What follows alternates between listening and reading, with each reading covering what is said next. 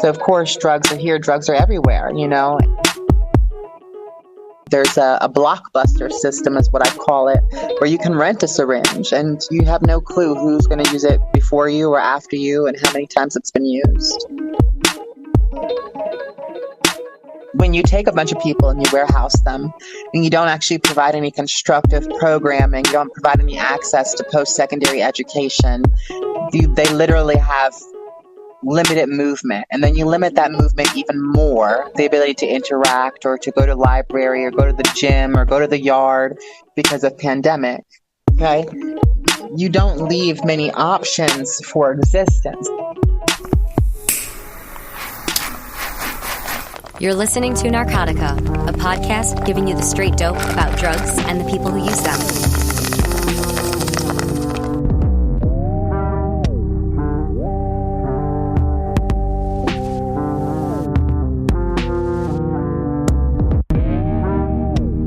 There are few aspects of society that are as dismally unproductive, to put it lightly, as the war on drugs. The abysmal response to climate change or the generalized failures of for-profit healthcare are really the only two things I can think of that dwarf the drug war in terms of sheer patheticness. 100 years, give or take, and nothing to show for this, quote, war, which everyone with a brain knows has never been about policing drugs. It's about policing people. The drugs themselves are more available than ever, while overdose deaths continue to shatter records. If this is a war, we lost long ago. I guess we don't have to tell you any of this. Surely you've been paying attention. If not, please just look around. We can't even keep drugs out of prisons. How does anyone think we can prevent drugs from coming into a country as large as the United States?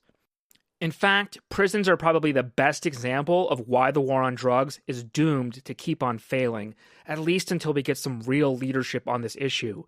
Here are 3 simple ways we can address addiction and overdose deaths in this country, so if you're a politician or policymaker or even just a voter, listen the fuck up.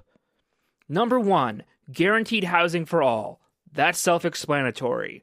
Number 2, a safe, regulated supply of drugs like we have for alcohol, tobacco, caffeine, pharmaceuticals, and in some places, cannabis. Do the same for heroin, meth, and cocaine, please. Thank you. Number 3, free, voluntary access to addiction treatment.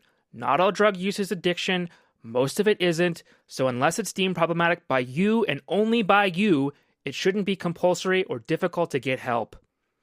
Do these 3 things, or fuck it, even just one of these things, and watch overdose deaths plummet. Watch as problematic substance use becomes manageable. Clearly what we're trying isn't working.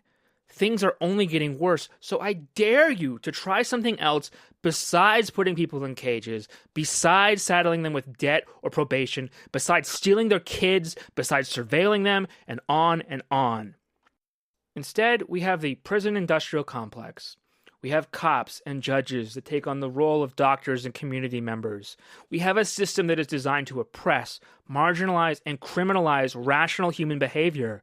In today's society, using drugs makes logical sense. People use them for good goddamn reasons. All you have to do is listen to people who use drugs. They've been telling you this for decades. Harm reduction is an imperfect philosophy that serves as the only wedge between prohibition and what we all really want, which is a healthy, productive society. Yet, harm reduction in prisons, arguably the one place where it is needed most, is almost completely absent. I'm Troy Farah, and you're listening to Narcotica. On today's episode, we spoke to someone who is currently, sadly, behind bars. Because of that, we are using their adopted pseudonym C. C is a writer and advocate interested in prison and criminal justice reform, LGBTQ rights, harm reduction, and government and cultural criticism. She has studied history and theology with a Third Order of Carmelites and completed degrees in systematic theology and is currently studying law. C has some brilliant writing being published in Filter magazine, which we will have links to in the show notes. On this episode, we talk all about drug use in prisons, from K2 to fentanyl, the problems with lack of syringe access, let alone access to buprenorphine or methadone, and much, much more. But before we get to that, let me briefly tell you a little bit more about Narcotica. Narcotica is an independent production by a trio of journalists, including myself, Troy Farah, Zachary Siegel, and Chris Moraff. And our producer and sound wizard is all-around brilliant human being, Aaron Ferguson. Narcotica is dedicated to covering drugs from a perspective of compassion, science, and evidence. You can find us on iTunes, Spotify, and all that. So do the like and subscribe thing, please. It does help us out. You can visit our beautiful website, narcocast.com, to find all kinds of episodes on psychedelics, opioids, stimulants, learn more about like the history of methadone or abortion pills or all the weird new cannabis stuff that's coming out, like Delta-8 THC. Drugs are fascinating. Like, how the fuck do these little chemicals we put in our body have such a profound effect on our mind and our health? We're exploring these topics and much more, so we invite you to join us. About 70 people make Narcotica possible, all via Patreon. So just go to patreon.com/narcotica. Patrons can request free stickers, which are personally mailed to you. You can get a discount in our shop or request a shout out on the show. You can also pick up merch at narcocast@myshopify.com or just go to narcocast.com and click on shop on the corner. We got t-shirts and mugs designed by the amazing artist Ryan Gray and much more coming soon. Thanks for helping us pay our bills. Like you, we have to weather this bullshit inflation crisis. It is yet another manufactured disaster thanks to pathetic leadership, but we'll stop there. That's enough politics. Thanks for listening and keeping us on the air. We're just a little podcast that wants to see some goddamn common fucking sense applied to drug policy. That's all the boring shit. On to the show. Our guest today is C, who is once again a writer and advocate interested in prison and criminal justice reform, LGBTQ rights, harm reduction, and government and cultural criticism. She is a brilliant writer who has many compelling articles in Filter magazine, which we encourage you to check out after listening. C, welcome to the show. Hi, Troy. Thank you. I'm really excited to be here with you today on Narcotica. Yeah, I've been reading your writing on Filter, and it's really good. It's a different perspective that you don't get a lot, I think. But for listeners who just like have no idea who you are or anything about you, do you mind sharing a little bit about yourself and where you are right now and that kind of thing? Sure, absolutely. So I go by the name C Dreams. It's a pseudonym. C as the first name, Dreams is the last name.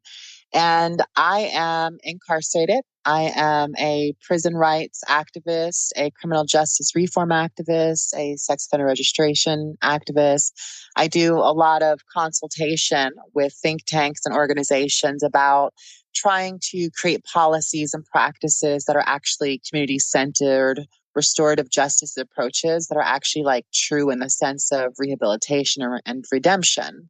I tend to do quite a bit of journalism about prison conditions and trying to write stories that amplify the humanity of prisoners while kind of compelling transparency on the part of prisoncrats or prison officials. I'm also a theologian who studies both history and religion, and I have particular interest on systems of extremism, but also I have interest in studying the intersection of religion with crime, punishment, and redemption. So that's kind of me in a nutshell. Yeah. I've really appreciated what you've been doing for Filter. I don't know if you've been writing for other publications as well, but it's just, it's really humanizing or illuminating sort of the experience that a lot of prisoners are going through. Tell me a little bit about that, because there's this really interesting article that you did, The Great Meltdown in Prisons, a Drug War Without Harm Reduction. I thought this was really interesting because it talked a little bit about how the pandemic sort of changed what drug use is like in prison.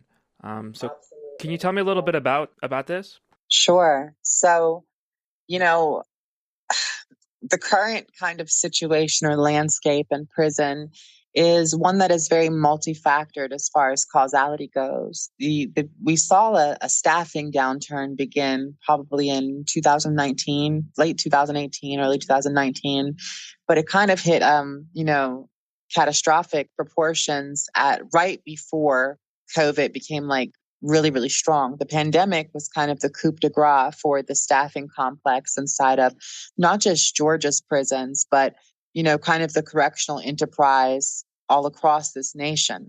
Correctional understaffing is certainly an unsung pandemic of its own.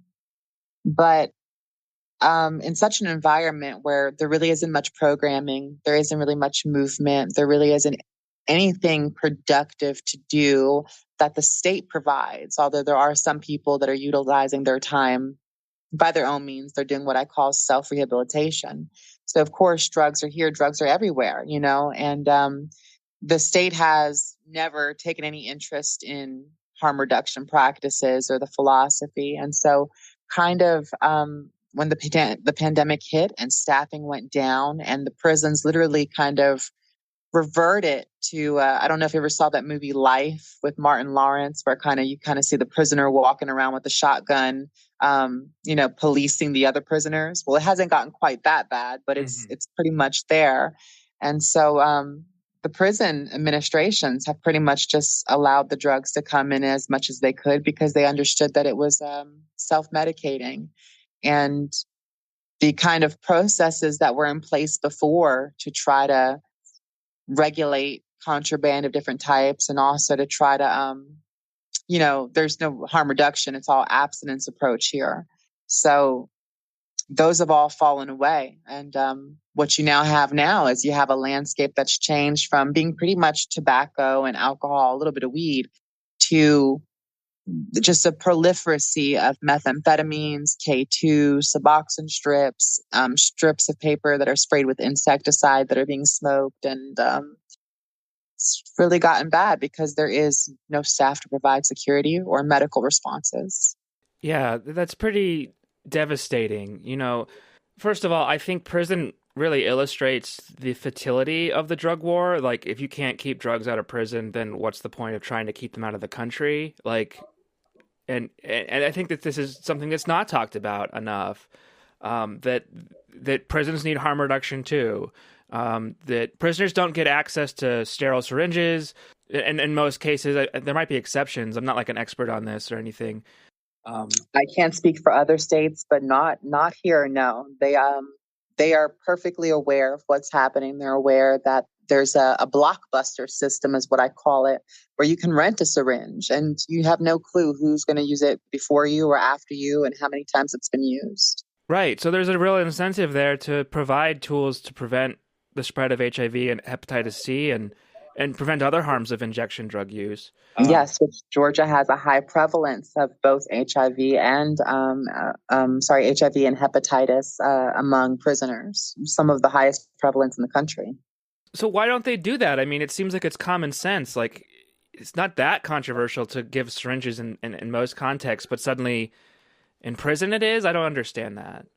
If you spoke to most prisoners and you said something like, "Oh, this is just common sense," or "That makes good sense," I guarantee you that you would hear a response, something along the lines of, "Well, that's why they don't do it," or "That makes too much sense," is what we'll say. Like, "Why won't they do this?" And then the response will be, "Oh, well, that makes too much sense."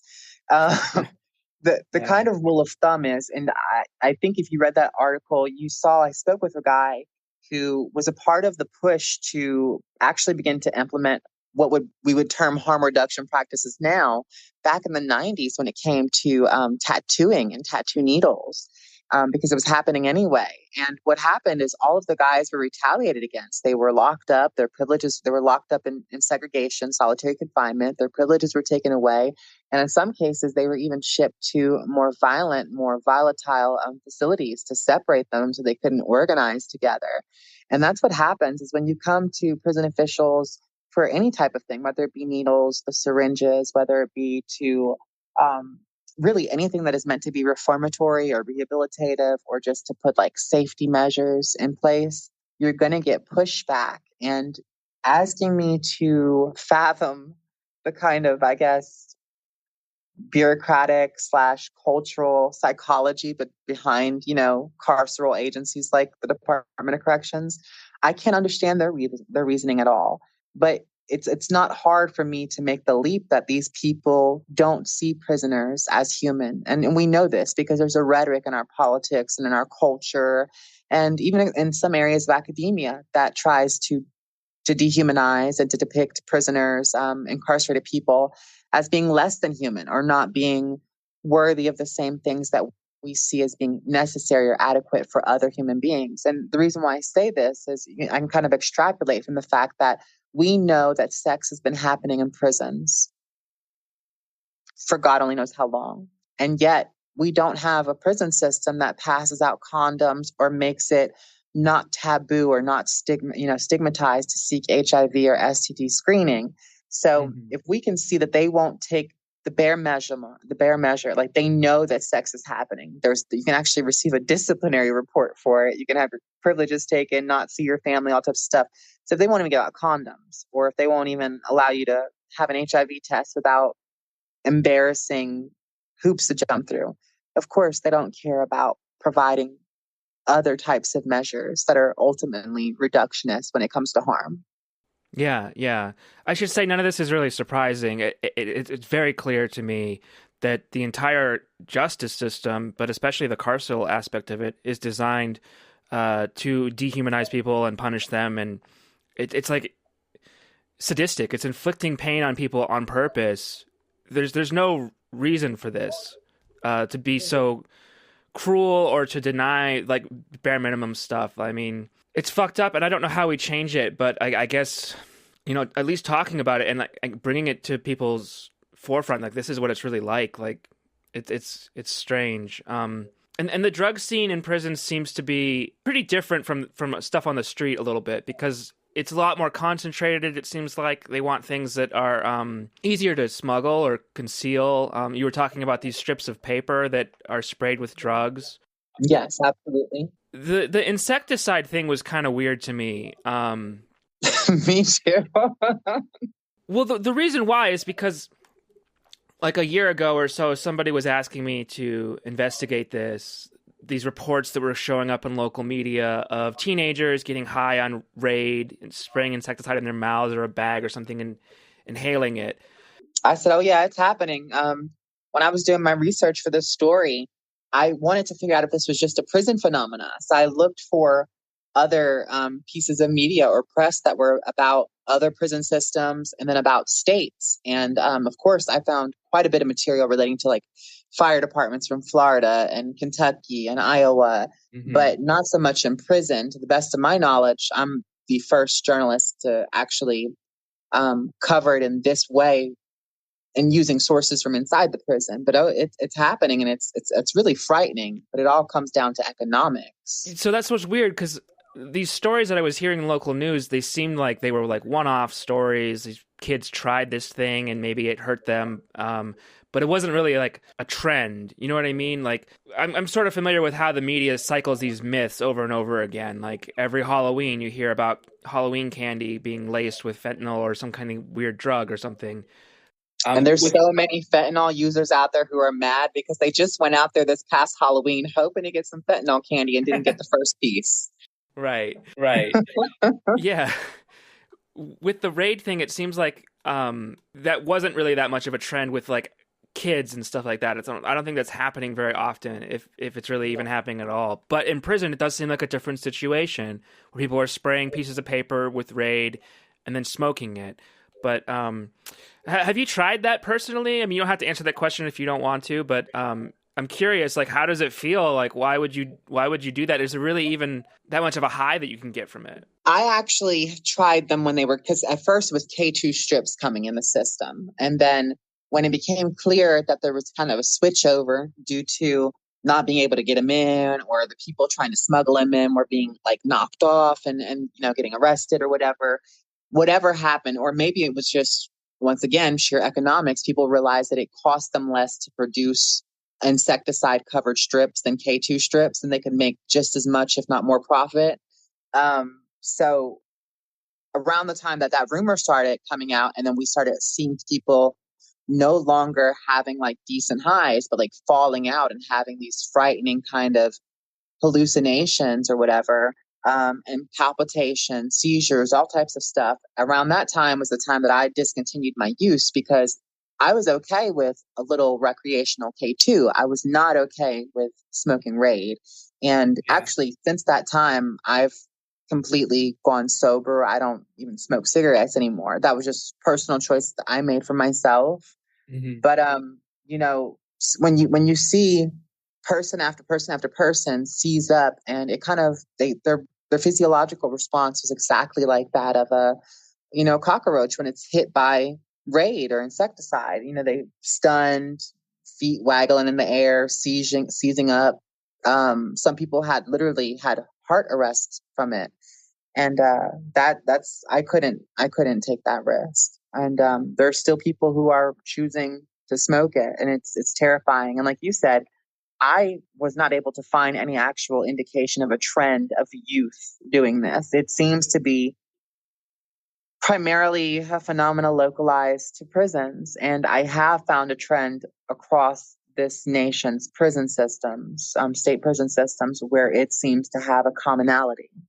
Yeah, I like to emphasize this a lot, that people who use drugs are really creative and really smart, and they can figure out all kinds of different ways to get high and everything. And I think when you're in prison, like, you have a lot less resources, a lot less access. And so some of these, like, really I creatively designed pipes and for smoking meth, or how you make, like, moonshine in your cell or something like that. It's like kind of ingenious in a way. And so I guess that's sort of why people would be using insecticide like this. The K2 is interesting as well. Just for listeners, that's synthetic cannabinoids. It's sort of a blanket term for all kinds of different drugs that mimic THC and cannabis, because it's sort of just like a chemical that's sprayed onto, like, an herbal component, right? Like, when you do K2 in prison, it's not, or correct me if I'm wrong on this, like, it's not generally a plant material. It's just like a liquid or sprayed onto a paper, correct? Yeah, they usually, either if they were able to pay the exorbitant cost, like $300-400 for a small, like a perfume sized bottle, like a small bottle of spray, they could spray it on their tobacco, on their weed, or whatever if they wanted to. But what most people are doing is they're buying strips. So, like, imagine like your regular piece of white, copier printer paper, and they would cover that whole piece of white paper in this K2 formula, and then that paper would be divided up into sections about the size of your state driver's license. And a single one of those cards, depending on what institution, because there's an economy in prison systems, and the economy varies from institution to institution, but also from prison region to prison region, because in most states, there are regions that are, they're overseen by different corrections officials, and they tend to have different variations when it comes to pricing, and even sometimes in pay system or conversion. That's something else we can get into later if you're interested. Yeah.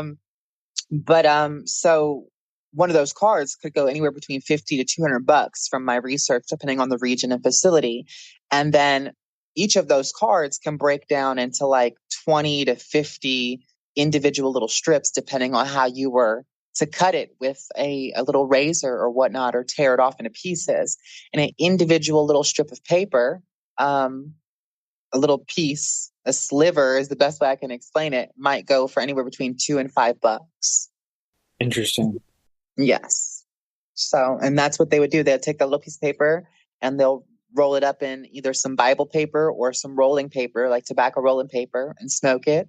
Or sometimes they will pay for what's called a drop, which is essentially somebody will take like a cellophane or a little baggie, and they'll spray some of the K2 directly into it, or pour it directly into it, and then let you take it orally. Wow.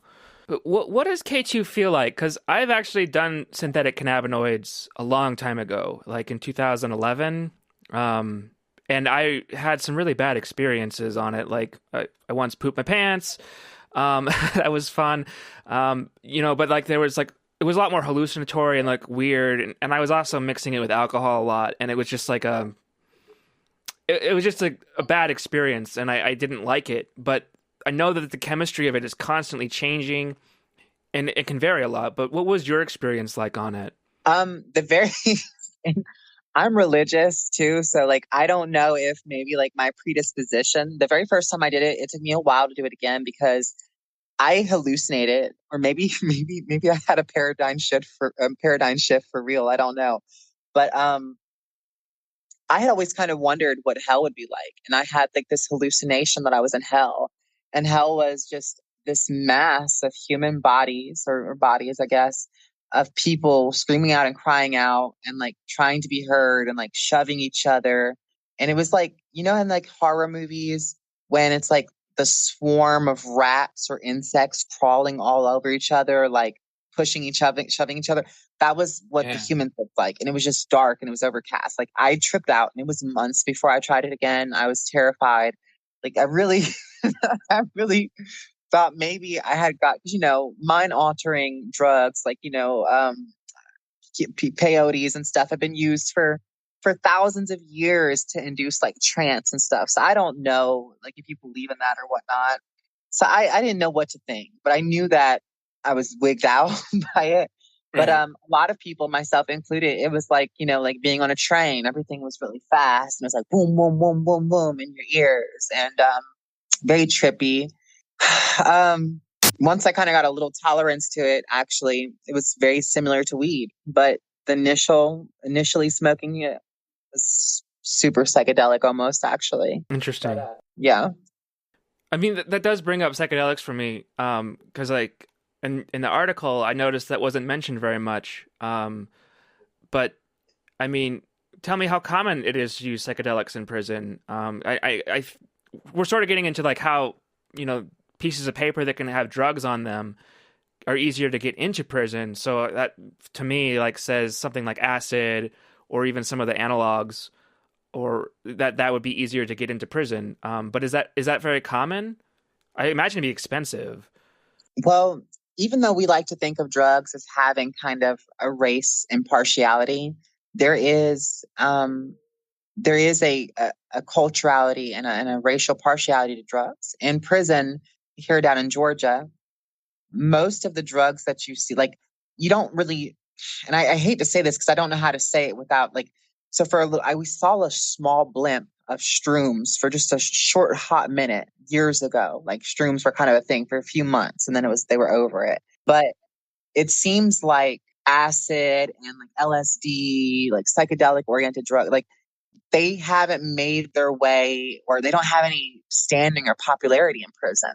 Like from what I've heard back in the 90s and early 2000s, crack was really big in prison. And then it was just weed and alcohol and cigarettes. And then meth kind of began to come in a little bit. And then meth went out for a while and then it came back super strong because before everybody was like, oh, well, only white boys do meth in prison. But now it's like everybody is doing it in prison. And before they were saying, well, oh, only black guys are smoking the crack. But then towards the end of crack's dominance, everybody was smoking it. And so it seems to be like certain drugs have a harder time catching on. But it does seem like it takes a while for drugs that have a stereotype of being attached to one type of racial community to like spread around. And even now, like I hear some of my friends, 'cause I still have plenty of friends who are like, like I was actually just talking to my friend, showing him your podcast. I was like, I'm gonna be on this podcast. but it just seems like those drugs haven't caught on. And I think maybe because those drugs are like attached to a different scene, they're kind of like the rave and the music scene. I don't know. I just haven't seen their presence like that. And as a person that grew up kind of like in, kind of, I would say half indie, the half kind of like scene skater thing. I'd done LSD and acid as a kid more than I should have. But, Yeah. so if it was here, I definitely would have. But I've never seen it. Like I said, I saw shrooms pop up for a few months and then it was gone. And that's been about it. Yeah, I interviewed someone who was incarcerated in a prison in the UK, and they were getting LSD and I think 5-MeO DMT and other kind of stuff like that, and just like was tripping out in their cell like constantly. And prison seems like a really bad place to be high sometimes, but it also seems like the best like thing to do while you're there is just like kind of change your consciousness, right? Yeah. Well, I just recently had this conversation. When you take a bunch of people and you warehouse them and you don't actually provide any constructive programming, you don't provide any access to post-secondary education, they literally have limited movement. And then you limit that movement even more, the ability to interact or to go to the library or go to the gym or go to the yard because of pandemic. Okay. You don't leave many options for existence. The reality is that Georgia and many states, the life without and life with parole sentences are being passed out with more, frequency, more regularity. And as one of the guys in my article said, he said something to the effect of, since we can't get out, we might as well get fucked up. If you sit this person in here and they have nothing but time ahead of them, and for example, take me. I came to prison. I was arrested when I was 19. I got convicted when I was 21. So to a 19-year-old or a 21-year-old, if you tell them that they have a 30-year sentence, okay, that time seems inconceivable. It's like, what do I do with this? And when I first came to prison, I didn't have a plan. And I'm fond of saying this. I didn't have a plan. I didn't have a direction. I didn't know that I was going to end up getting a college degree. I didn't know any of that. I was just trying to figure out how to get through this time. And for a lot of people, they already come from drug consumption or drug use backgrounds. And what's so funny is for a carceral and a policing culture in America that is obsessed with penalizing and criminalizing drugs and incarcerating drug users and drug sellers, it's so funny because so many of the people that I know who are in prison for that reason are getting high now to get through their time. So it's like there's a dead vault in the system. The system is failing, it's self-defeating because what else are you providing them? And so it's kind of ironic that we incarcerate people for drug use and then we make it extremely accessible, but more than accessible, we make it an appealing alternative because there is nothing else for these men and women to do. Yeah, exactly. And I think that, like, what is the fucking point of putting people in a cage if you're not going to, like, try to help them improve their lives, right? Like, give them something to do so that that's what the whole point of rehabilitation should be, right? Like, I really like this article you did about using meth to educate yourself while you're in prison. Like, can you tell me a little bit about that? It's just, I love a positive meth story because you just hear so many bad ones, and it's just like such a misrepresentation of the drug. I mean, of course, meth can be problematic, but so can every drug. Yeah, every drug can be problematic. Yeah, but for you, meth was really helpful while you were in prison. Tell me about that. Yeah, so it's not just for me either. I want to put this on the record because I know some people, like my friend, Dr. Benjamin Boyce. I was actually just did something with him the other day.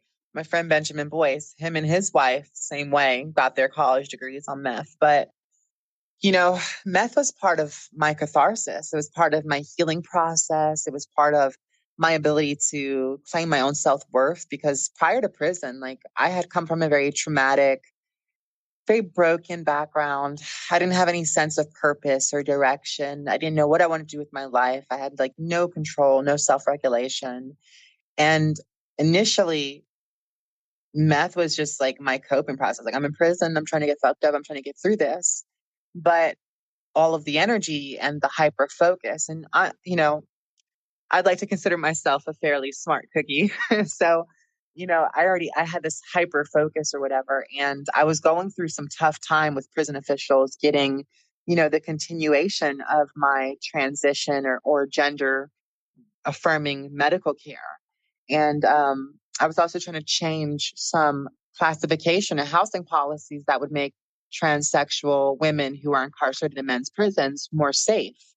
So I began studying law while I was geeked up. And because of that, I actually created numerous changes in the operational policies, the standard operating procedures of the Department of Corrections. I created a legal precedent that has been cited by the ACLU and is in their handbook on protecting the rights and the safety of transgender prisoners. Wow. My case law has become guiding bright line rule for Eighth Amendment claims around transgender prisoner care. And on top of that, meth gave me the ability and the commitment to stick with writing literally hundreds of letters. I'm not exaggerating, hundreds of letters to finally secure a financial sponsor to pay for my education. It put me through my bachelor's program, through my master's program, and helped me to start writing it. And eventually, my experience with it and with harm reduction and meeting people like my best friend, Ceci Blanchard. Ceci, if you hear this, I love you.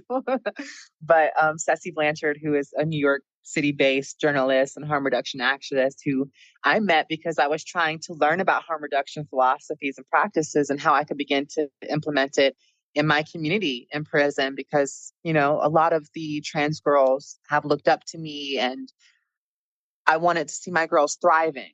So I was trying to figure out how to do that for them. So Yeah. at some point, you know, I actually was able to claim my power over drugs and I was actually able to I know it sounds oxymoronic, but through using meth, I was able to take power over my drug addiction. And when I was ready, I exercised my own discretion to decide that I didn't want to be high anymore.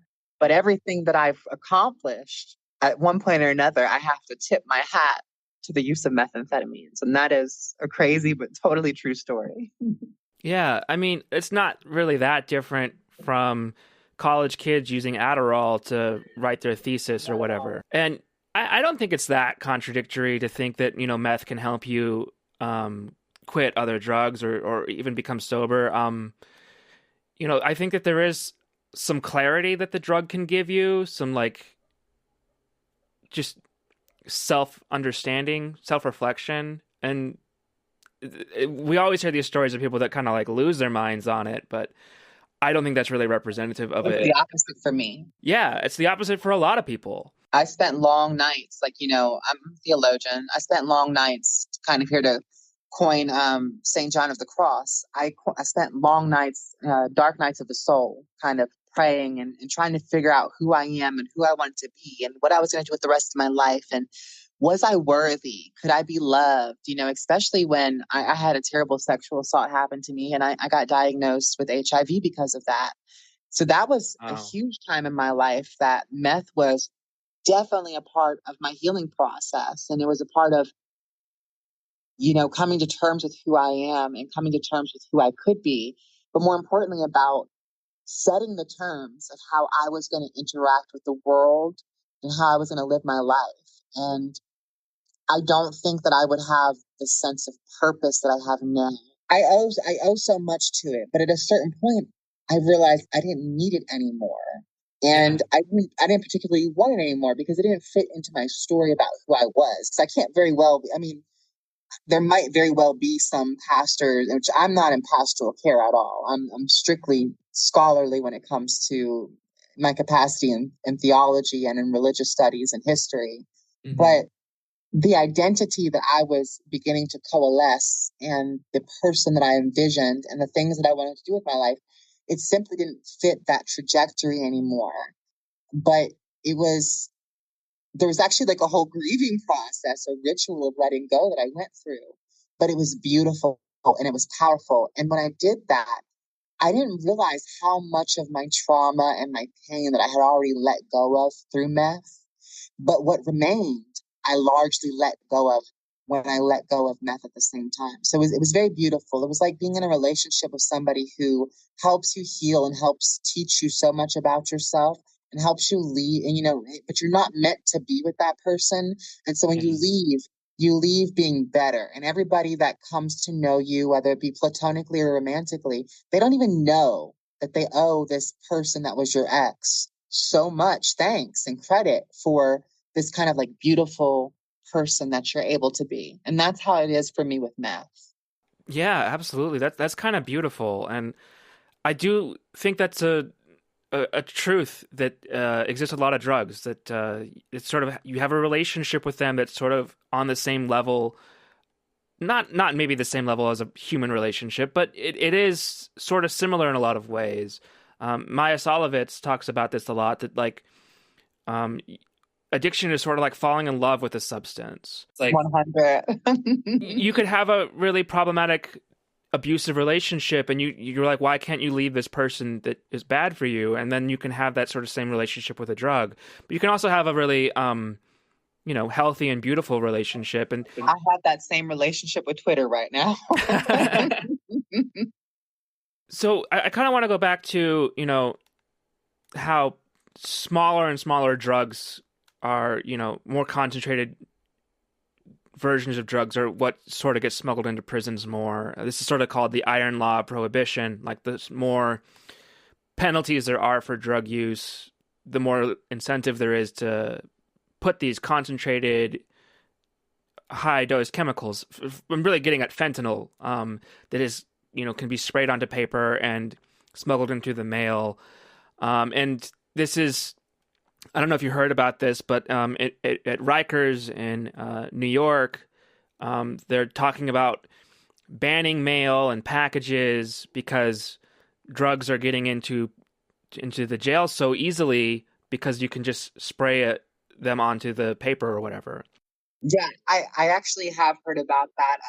I'm very in touch with a lot of the activists in New York who are involved, not just that, but everything about messy Rikers.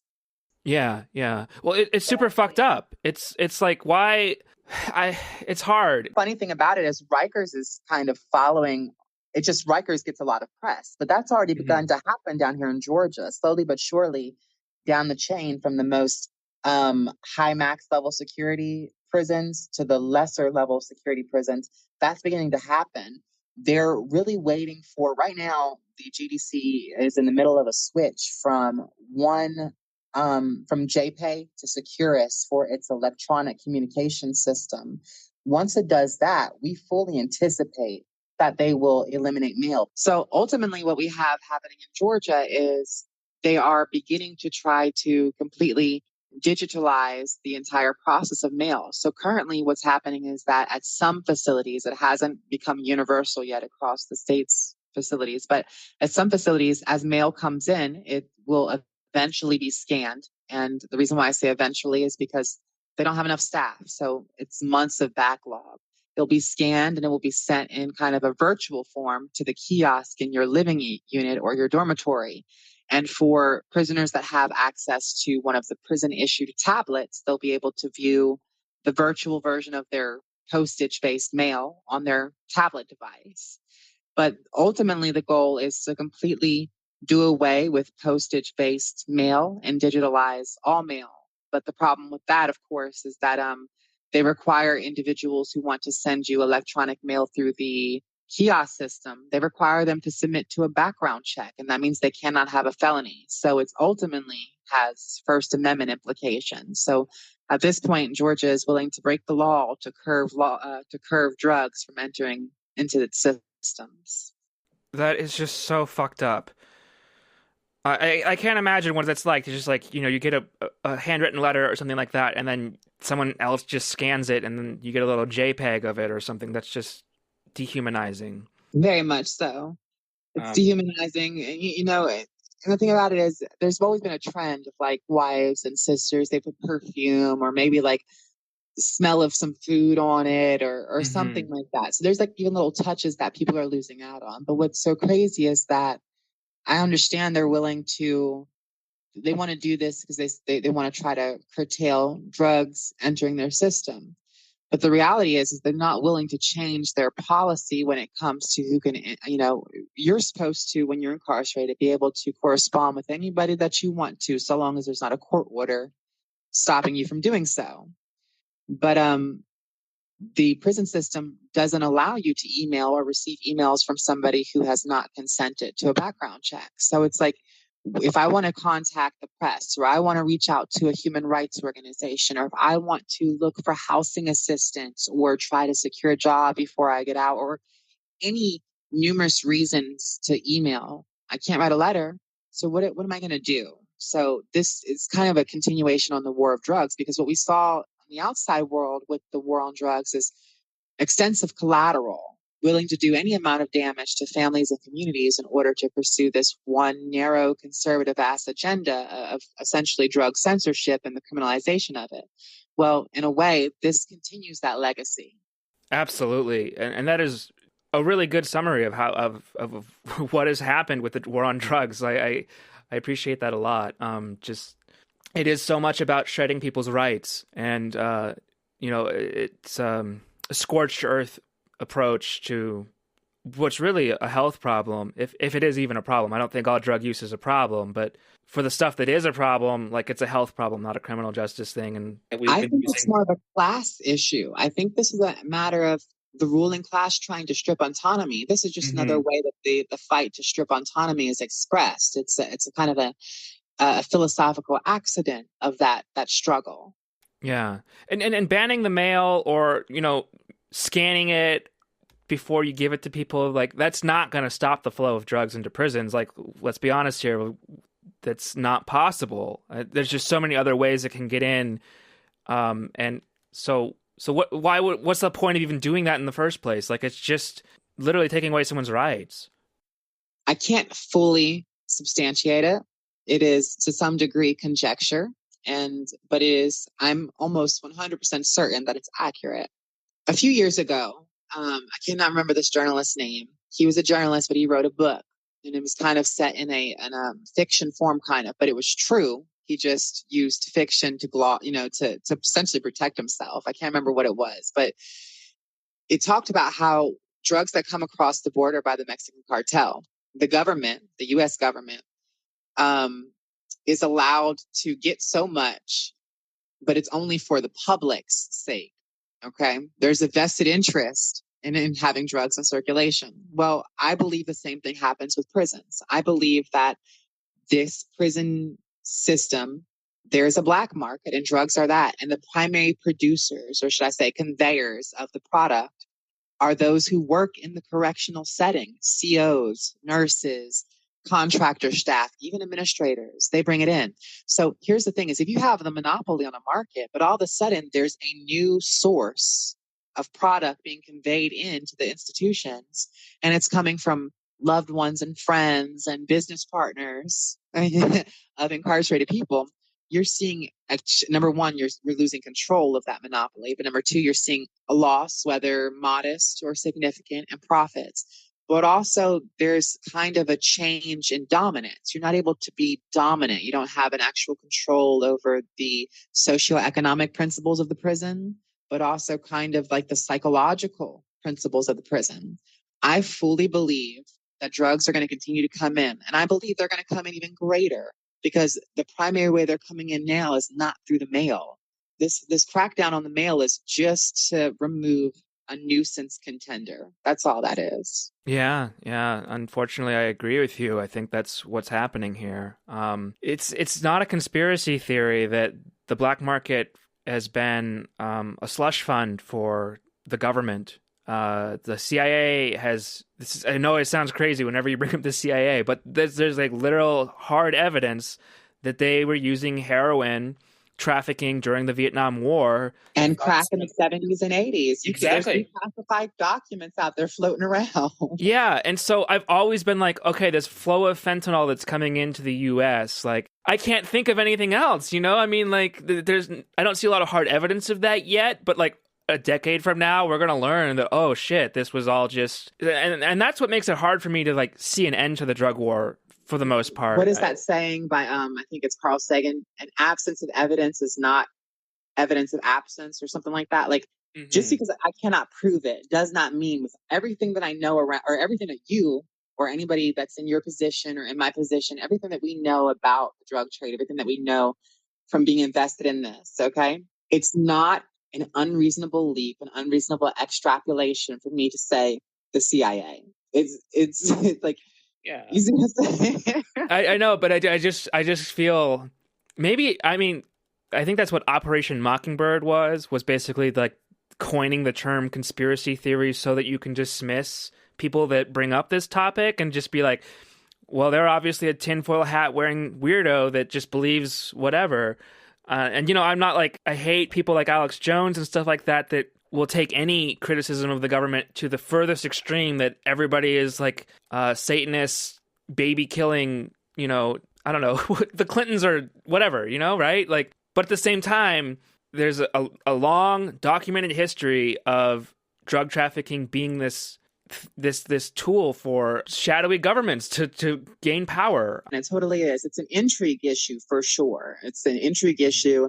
It's a way that they make illicit connections and networks as far as information goes to get intel, but it's also a backdoor way of financing. But then also, it's important for governments to maintain control through the veneer of peace and order, but through the actuality of division and conflict. Drugs is just another part of the ongoing cultural clash and narrative in both America's long history and its present right now. It's just another dividing line. And so they profit from it, maintain control on it, and then are able to spin multiple narratives around it that are ultimately serving to the established power and that kind of top echelon that you and I, people like you and I, will never know. We'll never know the truth. And so, of course, as you said, it's rather easy to dismiss as kind of just like conspiracy theorist or conspiracy nut or whatever.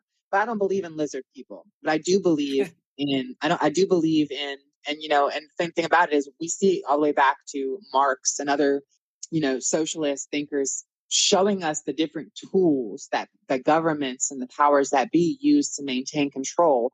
And one of the things they love is they love conflict, whether it be in the form of religion, whether it be in the form of fashion, whether it be in the form of beauty standards, whether it be when it comes to gender roles. Drugs is just another line, another tool, another instrument being used in that. And the best part about it is, just like every good tool, it generates funds. Yeah, absolutely. And the more stories that come out in the media saying that, oh, your kid is going to overdose on rainbow fentanyl or whatever, like the more... And never, not one has there ever been a confirmed, like, oh my God, this kid got some Halloween candy and he got high out of his mind and passed. It's never once happened. I know. Yeah, but you don't even have to have evidence of that. You just scare people into that. They hear the news, and then there's this perception that these drugs are so deadly that they support the war on drugs because it's insane not to. If you're hearing that it's going to kill all your kids, or there was some mayor or police officer recently who was holding up a bag of flour at a press conference, and he wrote like 5 pounds of deadly fentanyl on it or something, and it's like, this would kill everybody in the entire state if they all took this. And it's like, you could do the same thing with 2 inches of water if you held everybody's face down in a line. Like the idea that, just because fentanyl can kill 5 million people if it's in this concentrated form doesn't mean that's how it works. But this scare tactic works over and over again for the general public, and it's just insane. I don't know what else to say about it. Well, you hit on it solidly. A scare tactic is what? It's a mechanism of control. You're controlling a narrative. And the reality is, if our government, if lobbyist parties, if interested groups actually cared about death rates and about violence, we wouldn't have, and I know guns is a very incendiary, controversial topic, but there's a reason why the UK and a lot of other European countries have the lowest murder rates and gun violence rates. It's because they give a damn about death rates. So don't sit here and say this thing can kill, because we know for a fact that yes, it could. But what about these things over here that are all over our streets, in which anybody can get? They can, like a snap of a finger can get, okay?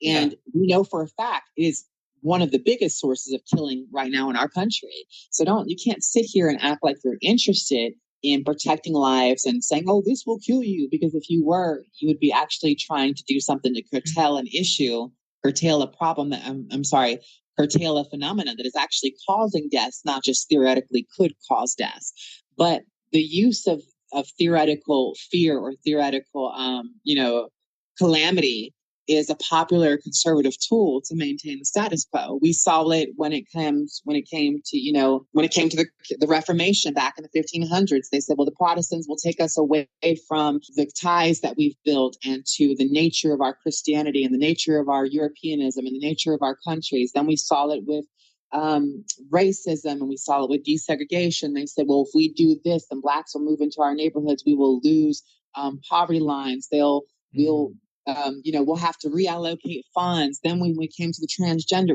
the gay people, when it came to gay people wanting to get married, it will disintegrate the family unit. You have to watch out. Your kids will get on drugs and they'll get HIV and they'll die, and the graduation rates will go down and the family unit will flounder. With transgender women, it was, oh my God, if you let them go into a bathroom, somebody's going to get raped. it's it's a constant tool that's being used, and it just gets dressed up to fit whatever situation is necessary. And when it comes to drugs, it's no different. If anything, it's probably most potent because it's been so well practiced with such consistency now. Yeah, yeah, and it's seductive. I have to admit, as a writer that does fiction and stuff, like having you know scary drug dealers that are trafficking stuff. I mean, that's a fun narrative to go down but it's not accurate. It's just as much fiction as Wizards or something. It's like just and Wizards make for better fiction, if I might say. I agree. It seems like completely futile to even try to keep fentanyl out of prisons. So why don't we do more harm reduction in prisons? Like, are you allowed to have naloxone in your cell? I mean, no. And from that story that we were talking about earlier about the Great Meltdown is of the prisoners I polled. Okay, I talked to dozens of prisoners. From what I found is that most prisoners are completely unaware of what naloxone or Narcan even is. I asked prisoners, do they see officers wearing it? Have they seen it in medical? Have they ever seen it used? Is it in their control booths of their dormitory? Is it anywhere I asked them to ask staff members. And I had two prisoners at the same camp tell me that they kept Narcan in the booth and they kept it up in medical. I had one prisoner tell me that he believed he saw the CERT team, which is the Certified Emergency Response Team, carrying it on a keychain.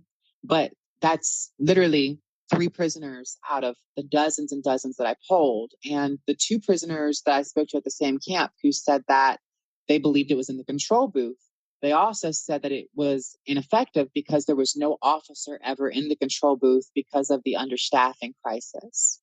Yeah, yeah.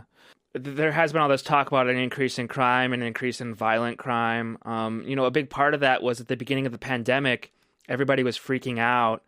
And so a lot of people bought a gun. And so there was like a huge surge in gun sales. And then like the increase in murder that was associated with that, like, it's not a coincidence. I think there's all kinds of ways that our systems are failing and creating these incentives for more crime and more violence and that kind of thing. Absolutely. And at this point, while I do not believe the system was originally designed for this function, I do believe that it has been repurposed, and it's been intentionally repurposed. And interested parties, those that are in private corrections, governors like Kemp, who got millions of dollars of contributions from the private correctional healthcare company WellPath out of Tennessee that he sold the medical contract for. He privatized medical healthcare this year, but he started the contract last year though, and he got the millions of dollars last year.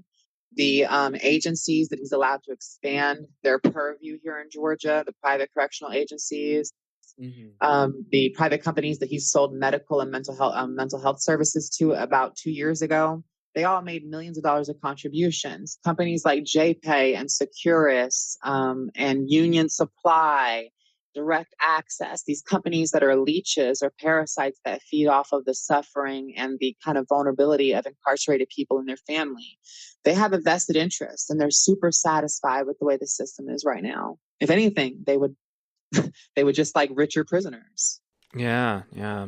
Can I ask you what your experience has been like in prison being a trans person? Like, I can't even imagine how much worse that is. If you feel like sharing about that, though. It has been tough. It has been very trying. Prison, generally speaking, is very tough. I don't take it from anybody, But the last few years have been easier. I think that I've kind of built a reputation. People have won, legal actions against the state and have changed policies and kind of built up a little name about myself. And both prison officials, prison staff, correctional officers, they treat me a little better. They deal with me with a little bit more deference. I would say kind of like with kid gloves or whatever. I think they think I'm constantly looking for my next lawsuit, which is good. I want them to think that. Good, yeah. But I was at other facilities that I was in danger. I was sexually assaulted twice before, actually. And I had been hurt by other people picked on and bullied. And it's really tough because it's tough for anybody that doesn't meet this. We talk about toxic masculinity in the outside world, but in prison, there is stuff doesn't change very long. People are in there for such long sentences often. And the idea of manhood and the kind of idea of cultural norms is very outdated. I would say that it's 30 to 40 years behind the rest of the general population, despite the fact that young people are coming to prison who have come from the outside world. It's like they come here and they adopt the mores of the carceral system. And most Americans accept homosexuality, they tolerate it, they accept it, whatever. Well, in prison, it's not okay to be queer or to be homosexual or to be transsexual. You're looked on as less of a person by the majority, especially those that are affiliated with kind of like the gang culture and drug lifestyle, that kind of like hood milieu. But and for trans women that are more passable, I will say that there's privilege there. One thing I know is that I don't know. I think you've seen my pictures, Troy. It's been very hard for me in terms of sexual approaches and trying to fend off would-be predators and stuff like that. But as far as physical violence goes, I think that I've actually had it less, not quite as bad as some of my other transgender sisters or some of my LGBT family in prison.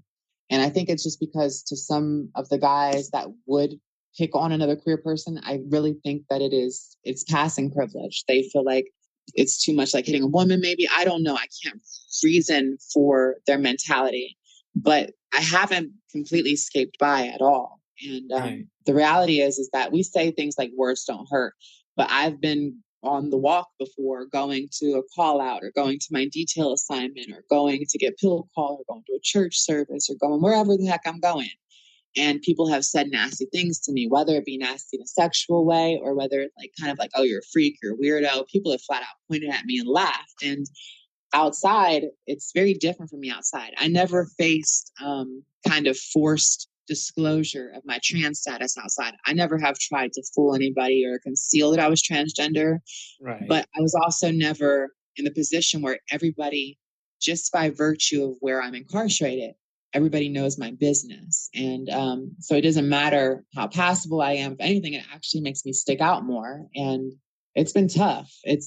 I have dealt with a lot of things. And I can't say that I have ever really felt safe, ever. I can't say that there's really ever been a time that I haven't been kind of operating with this haze or fog of just being imminently aware of where I am and how dangerous it is. And in movies or in popular little sayings of the tension was so thick you could cut it with a knife. Well, there is a kind of haze of violence that lays over some of the camps, that it's so thick that the feeling of danger is so palatable. Like when I was at Smith State Prison, when I was at Telfair State Prison, it was so palatable. Like when you came through intake, the moment you touched the compound, you could feel it. You could feel people die here, and they die here regularly. And in a lot of ways, I give thanks to God, and I give thanks to the things that I've been through in my life prior to prison. But also I've been in prison so long that I've kind of acclimated, because it's given me a wherewithal to be able to persevere. I'm sorry, because I feel like I kind of just got lost trying to encapsulate all that. It's totally fine. I'm so sorry that you've gone through all that. It's just completely unjust. But, I want to say this in a way that isn't patronizing, but it does take a lot of courage to be in prison and to stand up for yourself in the way that you're doing. I think so anyway.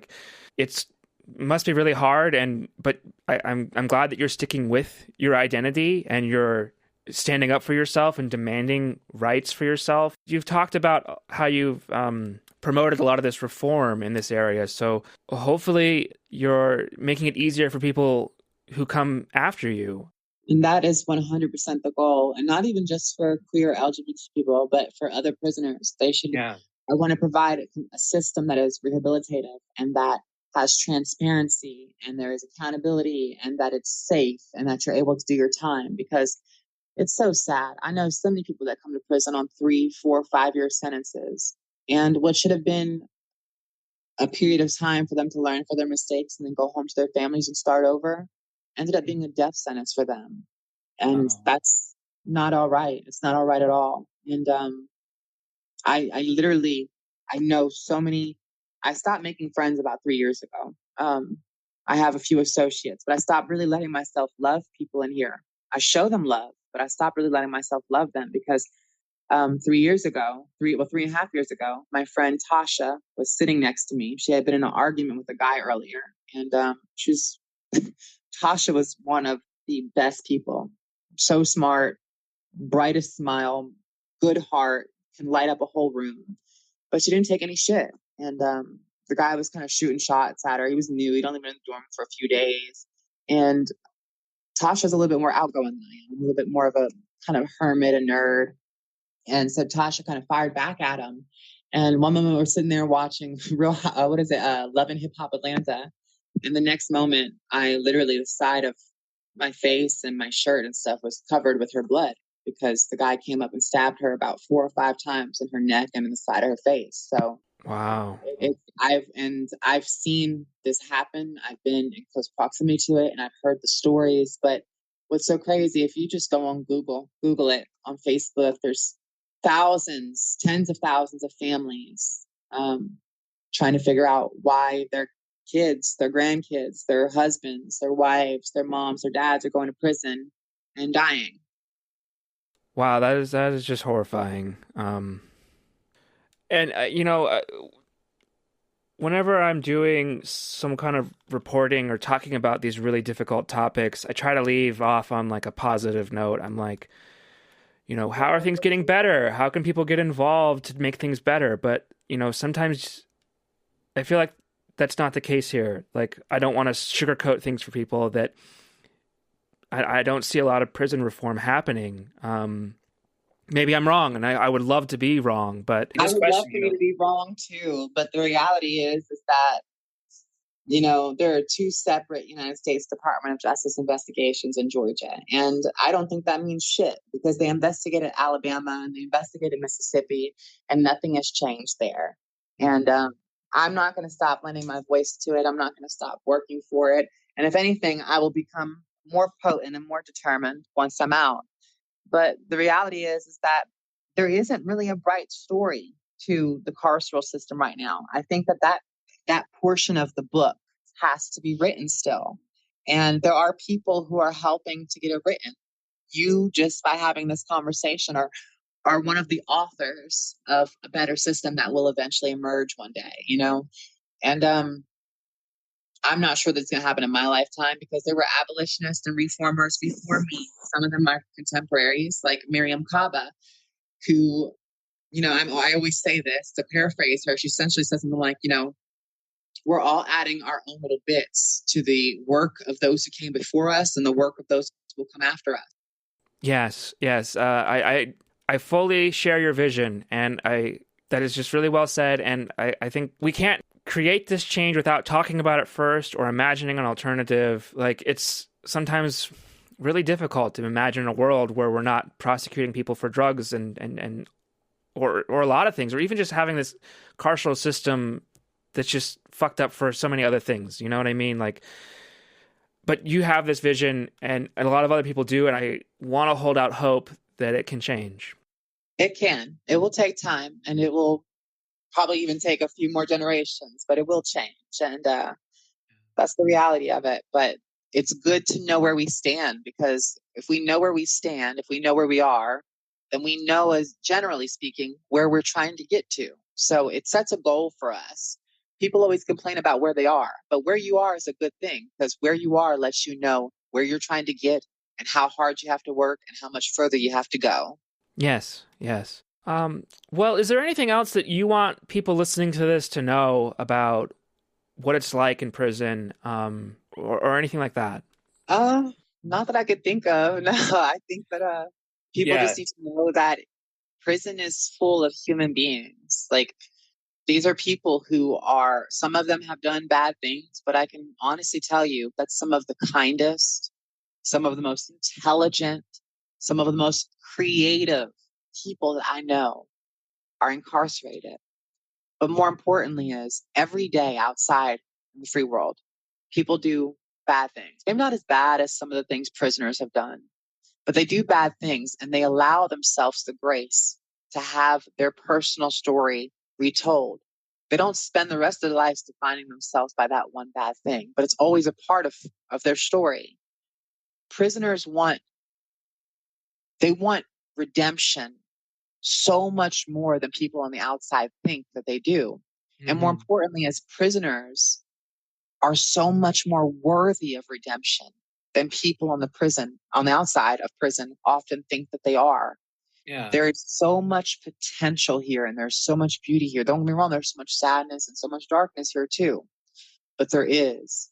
And we have to begin seeing these people in here as people, not monsters, not junkies, not whatever.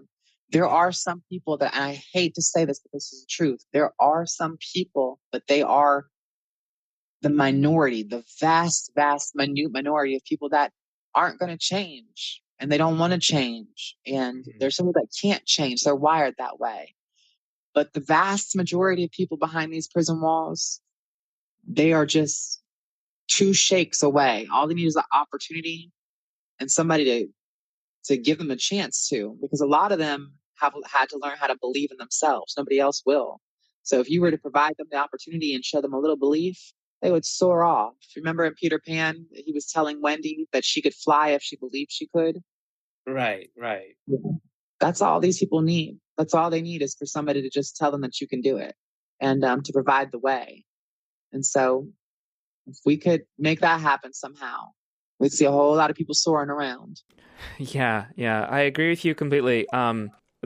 Everybody has great potential like that, except for maybe a really, really small minority of people. I'd say less than 1%. And I guess that small, less than 1%, maybe they need to be in prison. But for the most part, I think this system doesn't work. It doesn't help rehab people. It doesn't make our cities safer. It doesn't do anything for anybody. It just inflicts suffering. And I would love to be an abolitionist in theory, but I just can't mentally conceive of a suitable alternative because there will always be, to some degree, violence. There will always be some degree people that are wicked and do bad things, But do I think that those people are significantly less than what the kind of the school mind or the kind of group mind thinks? Absolutely, I do. I would love to be an abolitionist in theory, but I think that there will always be a place in our society for some type of carceral setting. I know that to a lot of my colleagues who are activists and abolitionists and whatnot, I know that they won't agree with that. They'll probably find that incredibly incendiary. But the reality is there are some people that we simply can't account for them. And my vision is that one day prisons will be, instead of, a state like Georgia having 30 something prisons, it might have 2 prisons, Mm-hmm. That would be my vision. Yeah. Because we would hopefully have communities that cared for people and provided for people, and were also more rehabilitative and restorative and also more diversionary in terms of justice approaches. But also hopefully we would eliminate the criminogenic causes that lead to incarceration rates, so that prisons would truly be for, that 1%. Yeah. Well, C, thank you so much for coming on the show. This has been a very illuminating conversation.